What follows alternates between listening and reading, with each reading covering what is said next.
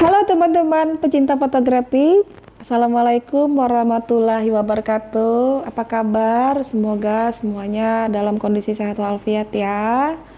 Bertemu lagi dengan saya Endang Sesiorina dalam program acara Kabar Fotografi di Banjar TV. Teman-teman, program ini ditayangkan setiap hari Rabu malam jam 9. Jadi teman-teman jangan sampai ketinggalan acara ini ya. Tapi bagi teman-teman nih yang mungkin ketinggalan episode sebelumnya, jangan takut, teman-teman bisa mendapatkannya melalui channel YouTube Banjar TV dengan program acara Kabar Fotografi. Jadi nanti channel YouTube-nya dicari, setelah itu di-subscribe biar teman-teman bisa gampang untuk menemukan lagi, untuk mencarinya lagi dan mengikuti episode-episode yang sudah kami tayangkan sebelumnya. Nah, teman-teman mungkin juga bertanya apakah saya bisa dipanggil untuk menjadi seorang narasumber dalam hal fotografi maupun digital marketing.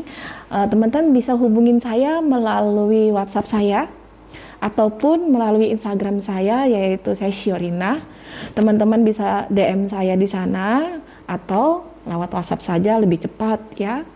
Baik teman-teman, untuk episode kali ini apa kira-kira yang akan saya sharing? Semoga bermanfaat nanti yang akan saya sharing ya teman-teman. Teman-teman, kali ini saya akan sharing tentang foto konsep.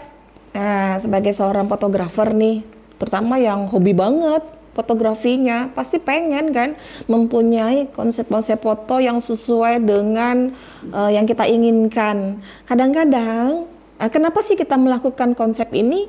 Ya karena sih kadang-kadang kita tidak bisa menemukan momen-momen yang kita inginkan. Akhirnya kita harus menciptakan sendiri momen tersebut. Nah, seperti momen-momen olahraga gitu ya, contohnya. Nah, terus bagaimana sih sebuah foto konsep ini bisa kita kerjakan, bisa kita lakukan, apa-apa saja yang perlu kita perhatikan agar foto konsep kita ini bisa sesuai dengan kita inginkan. Jadi teman-teman, seperti yang kita ketahui nih, foto konsep itu adalah merupakan sebuah ide-ide maupun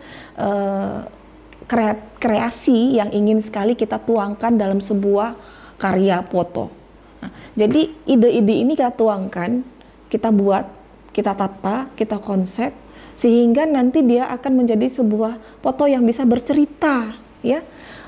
Jadi kadang-kadang kita perlu sebuah gagasan, sebuah usulan dari berbagai macam sumber agar kita dapat membuat foto ini sesuai dengan konsep yang kita harapkan. Nah teman-teman, dalam sebuah konsep foto itu kita harus memperhatikan beberapa hal yang menurut saya sangat penting sekali ya. Lalu apa saja sih jenis-jenis dari konsep fotografi? Banyak sekali sebenarnya jenis konsep fotografi tersebut. Di antaranya nih ya, biasanya yang dipakai orang pada umumnya, tema-tema yang digunakan itu adalah tema tempo dulu. Ya, foto-foto tempo dulu gitu ya. Jadi kita mengonsep foto tempo dulu.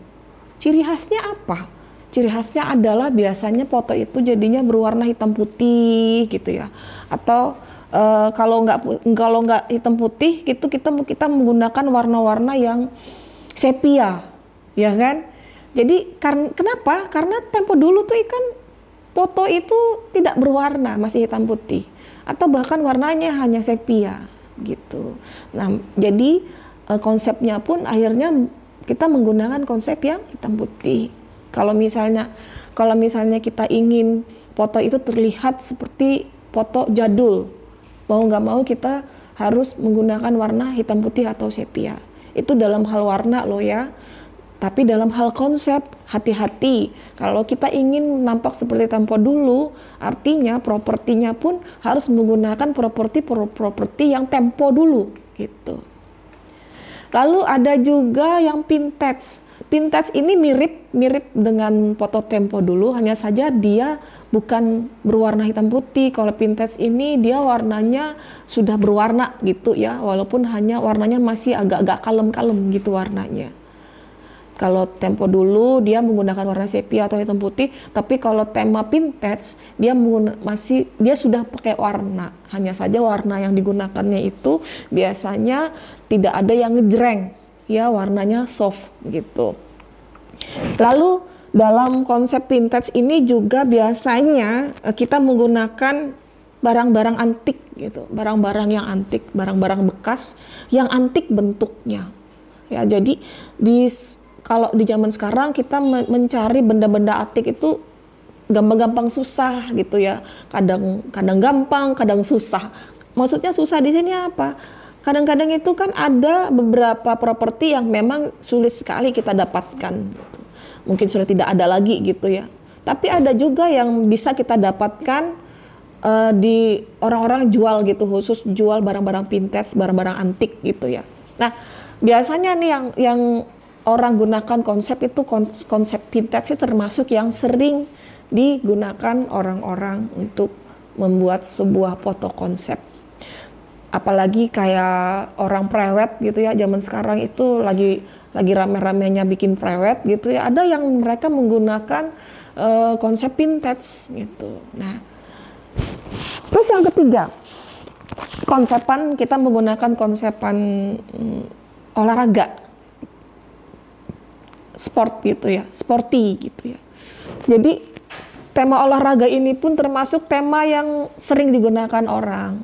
Ya, jadi ada orang yang mungkin dia suka memoto olahraga, tetapi dia susah memotonya itu untuk di saat pertandingan.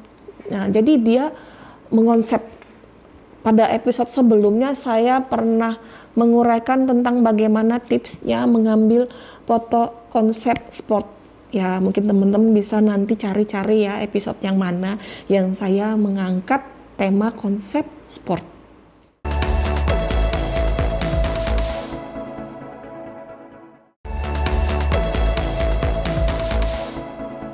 Lalu untuk tema berikutnya yang sering dipakai orang juga adalah konsepan yang rata-rata yang outdoor gitu ya. Kalau tadi kan mungkin ada yang banyak indoor, tapi yang outdoor juga ada. Yang outdoor ini biasanya kita memanfaatkan situasi yang ada di sekitar gitu. Mungkin di perumahan-perumahan yang menunjukkan ciri-ciri khas tertentu gitu ya. Atau mungkin di kafe-kafe yang tempat-tempat rumah makan atau kafe yang memakai konsep-konsep tertentu gitu ya. Jadi biasanya yang outdoor ini kita menggunakan lokasi pemandangan alam gitu ya, suasananya mungkin di pegunungan atau di pantai gitu ya.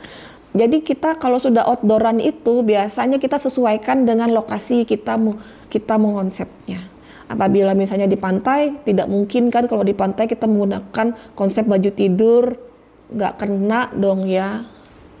Jadi kalau misalnya di pantai ya artinya propertinya juga harus disesuaikan. Nah, terus apa lagi? Banyak lagi sebenarnya.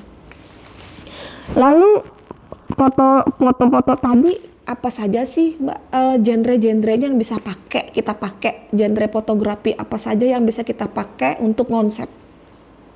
Tadi kita sudah menyebutkan adalah sport, jadi olahraga, genre sport juga kita bisa pakai untuk konsep. Lalu yang biasa buat konsep itu adalah wedding itu biasanya kita ada momen yang tidak bisa kita bikin, tapi ada momen yang bisa kita rancang atau kita konsep untuk wedding. Biasanya pose-pose gitu ya, pose-pose pengantinnya lagi apa, lagi menaruh cincin misalnya gitu ya. Itu bisa kita konsep, ya kan? Nah, terus yang kita bisa konsep lagi juga genrenya adalah fotografi makro. Nah, dalam fotografi makro itu dinamakan stage namanya. Stage atau panggung gitu ya. Bagaimana sih? Kok bisa sih makro di konsep? Nah, jadi kalau fotografi makro itu dengan namanya stage itu, kita mengonsepnya biasanya nih, kita bikin dulu studio mini, terus kita cari apa yang mau kita foto binatangnya, binatang kecil-kecil terutama ya.